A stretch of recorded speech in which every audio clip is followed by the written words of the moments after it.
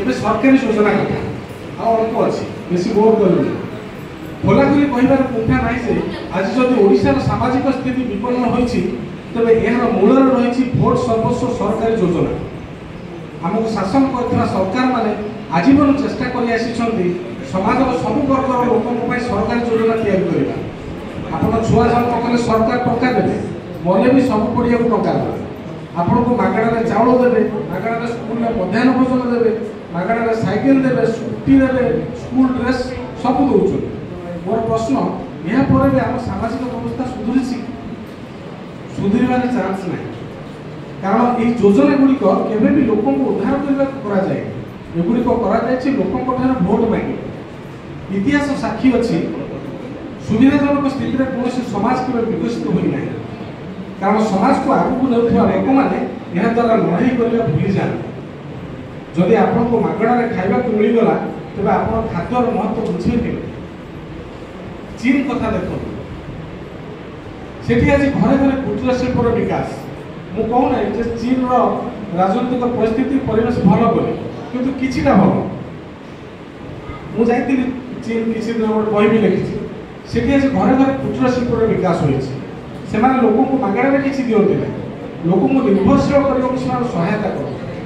ମୋ ମତରେ ଯେଉଁ ଯୋଜନା ଆପଣଙ୍କୁ ତତ୍କ୍ଷଣାତ୍ ସହାୟତା ଦେଉଛି ତାହା କେବେ ବି ଆମ ଭବିଷ୍ୟତ ତିଆରି କରିପାରିବ ନାହିଁ। ଯୋଜନାର ଅର୍ଥ ହେଲା ଆଗାମୀ ଦିନ ପାଇଁ ଭିତ୍ତି ପକାଇବା।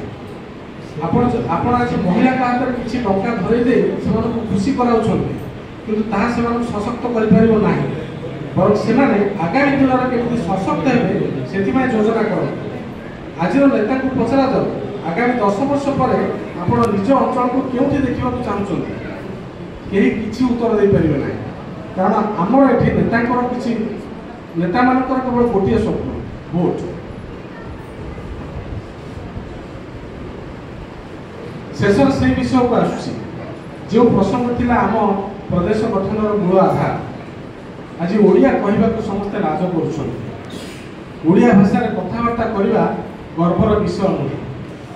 ଇଂରାଜୀ ଜାଣିନଥିଲେ ଆମକୁ ଲଜ୍ଜିତ ହେବାକୁ ପଡ଼ୁଛି, ଜ୍ଞାନ ଥିଲେ ମଧ୍ୟ ହୀନମନ୍ୟତାର ଶିକାର ହେବାକୁ ପଡ଼ୁଛି। ଆମ ଭାଷାର ସିନେମା ଆଉ ଚାଲୁନାହିଁ।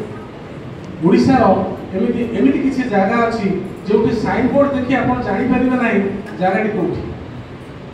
ବାଲେଶ୍ୱର ଜିଲ୍ଲାର ଚନ୍ଦନେଶ୍ୱର ଯାଆନ୍ତୁ, ଓଡ଼ିଆ ଲୋକେ ସେଠି ବଙ୍ଗଳାରେ ନିଜ ନାମ ଲେଖି ଘର ଆଗରେ ମାରିଛନ୍ତି। ଲେଖା ହେଇଥିବ ମନୋଜ ମହାପାତ୍ର ବଙ୍ଗଳାରେ।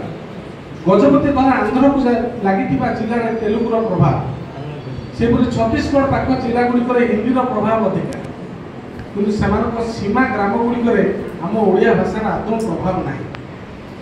ଆଜି କାହିଁକି ଆମ ନିଜ ଭାଷାକୁ ହତାଦର କରୁଛନ୍ତି?